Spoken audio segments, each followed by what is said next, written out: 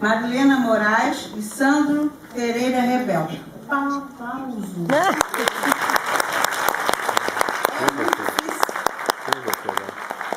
Convidamos ao palco o escritor Roberto Chequete, que vai anunciar os textos classificados. André, torce agora para mim. Torce para mim.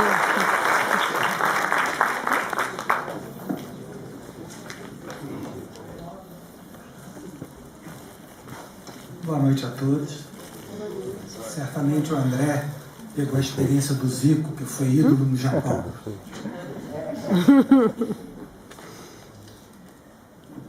É uma alegria imensa, mais uma vez, estar participando deste evento muito importante para a cidade de Niterói e muito importante para todo o país e também para o exterior, onde escritores vêm participar deste André, festival, daí porque esse cara está na frente, que é um marco já na cidade de Niterói. Antes de falar o nome dos convocados,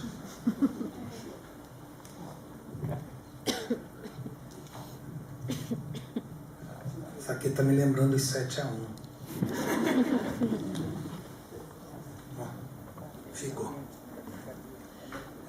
Eu tomei a liberdade, eu trouxe 3 pacotes de livros para que seja entregue ao primeiro colocado de poesia, de crônica e de contos.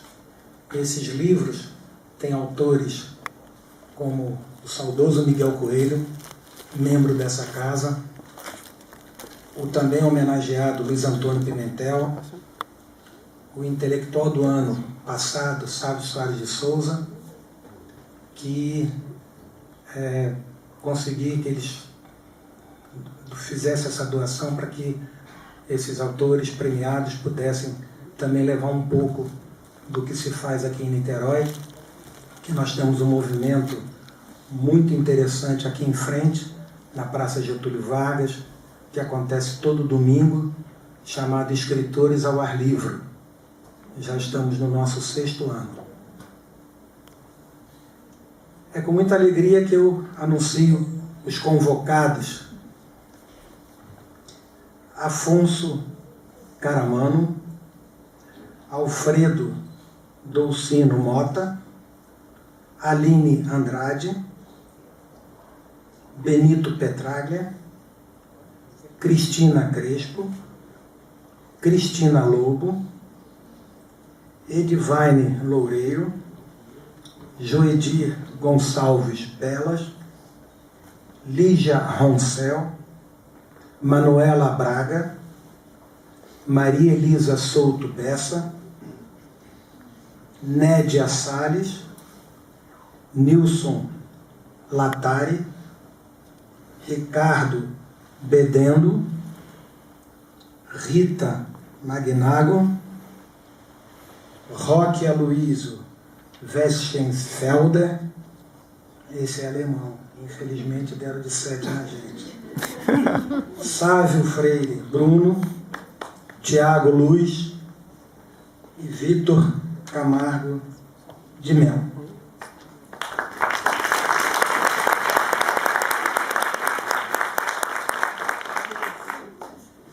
Não sei se vocês perceberam, a minha caneta tem um escudinho aqui do mais querido. Isso é casual. Eu, quando fui pegar uma caneta para trazer, veio essa mão, falei, vou vai essa.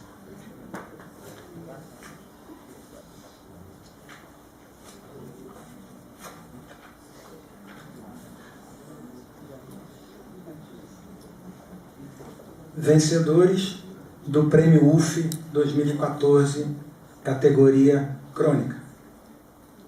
3º lugar, As Cores da Copa, de Rita Magnago.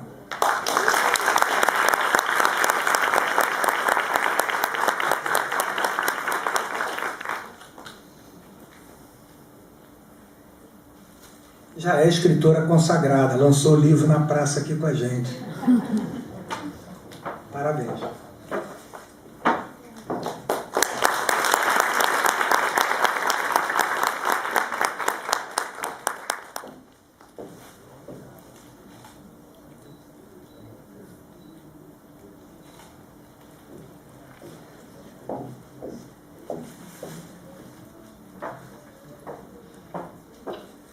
Segundo lugar, 3-2, de Afonso Garamano.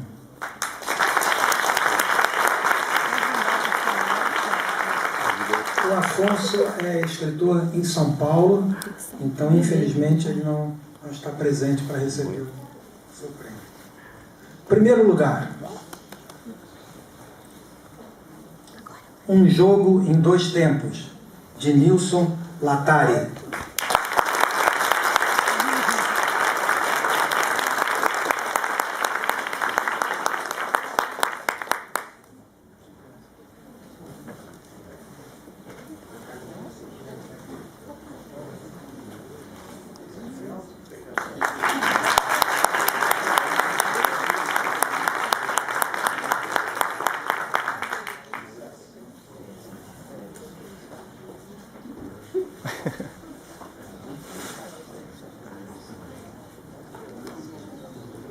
Muito obrigado, uma boa noite. O segundo tempo agora vai continuar.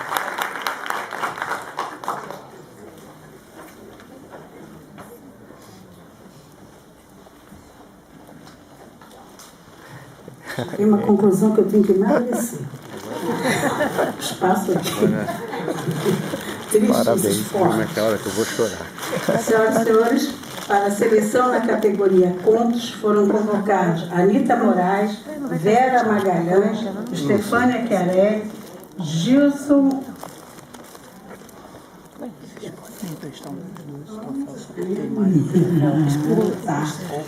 Convidamos os atores do Núcleo de Ensino e Pesquisa de Artes Cênicas para realizarem a apresentação da crônica Um Jogo em Dois Tempos, de Nilson Latari.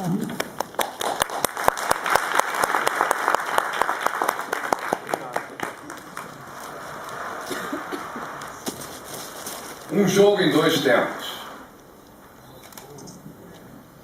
Vesti a minha melhor roupa, como se estivesse me preparando para um encontro com uma namorada ou ir a uma festa. E meu pai comentou que aquele não era o tipo de vestimenta para ir a um jogo de futebol.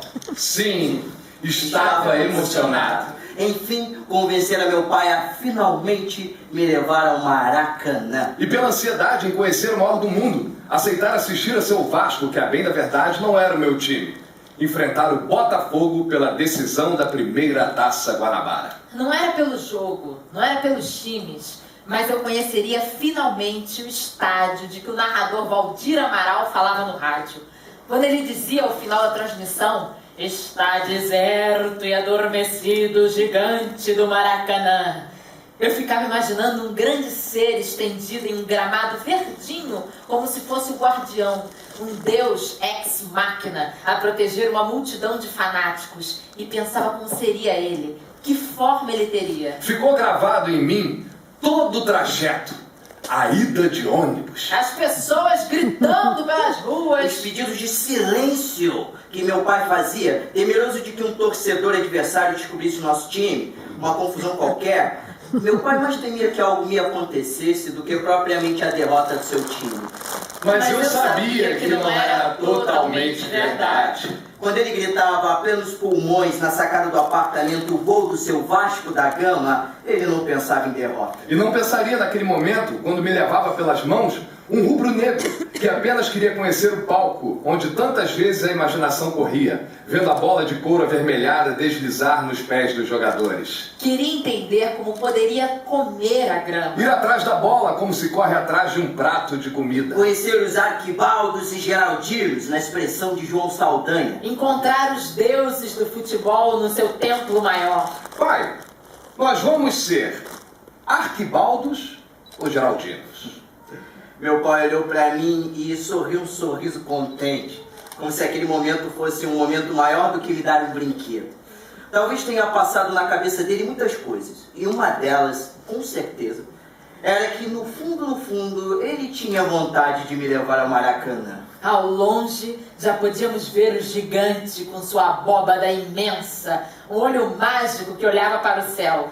Do alto, enquanto subíamos a rampa, A cidade se apequenava lá embaixo, coalhada de torcedores, todos rumando para a entrada, para as bilheterias, uma mistura de cores em preto e branco dos dois times. A estátua do Bellini. A subida da rampa em direção às arquibancadas. O gramado verdinho surgindo ao longe no final iluminado da rampa de acesso. E finalmente poder ver o tamanho real daquele templo dos deuses do futebol.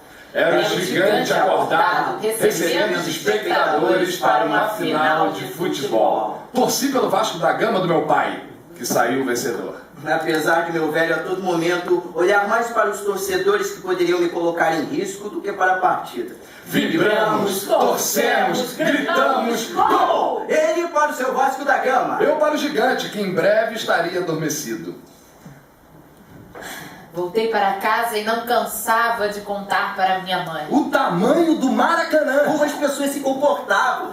Como meu pai me recolheu quando derramaram água no local onde eu me sentava. Xixi, na versão do meu pai. Que as pessoas vendiam coisas para os torcedores, que as bandeiras eram bem maiores do que eu imaginava. E os gritos? Os... Oh! Que se transformavam naquele anel imenso em um barulho ensurdecedor. Fui amparado por ele. E de repente, o melhor jogador não estava em campo, mas era um arquibaldo como eu. Muitos anos depois, jogariam Flamengo e Vasco. E eu perguntei ao meu pai se ele gostaria de assistir. Meu pai nunca mais fora ao Maracanã depois daquele jogo. Eu sim, muitas vezes. Ele me olhou com simpatia e disse que já estava muito velho para essas coisas. Eu insisti. Ele, finalmente, relutante, aceitou. Entramos no meu carro. Estacionamos um pouco longe e fomos caminhando até o estádio. O Maracanã oscilava ao longe, ao sabor da nossa caminhada. Eu me abracei com ele e o ajudei a atravessar a rua. O conduzi no meio da multidão, exibi as entradas já compradas antes, longe das bilheterias. Entramos não na rampa. E ele, surpreso, se viu caminhando para... as cadeiras numeradas. Não seria um jogo comum, mas um jogo que merecia o que ele nunca pôde fazer na vida. Ver uma partida das cadeiras confortavelmente instalado. Não falávamos quase nada. Não era mesmo a rampa de acesso. O velho Maracanã já não era tão grande para mim. Os gritos dos quais passei a fazer parte não reverberavam tanto. Seus olhos se dirigiram para as arquibancadas do outro lado. Ele me apontava o local onde ficávamos, em nossa primeira ida ao Maracanã. Lembramos dentro de nós mesmos aquele dia, aquele jogo. O Vasco inaugurou o placar. O Flamengo virou.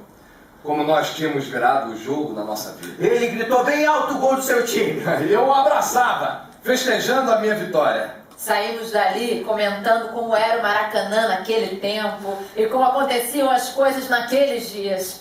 Nunca conversamos tanto. Não só sobre o jogo, mas como a vida continuava, em que nós nos transformamos. Não foi pelos 2 jogos a que assistimos, mas apenas aquele jogo. E de pai e filho. Com direito ao primeiro e ao segundo tempo.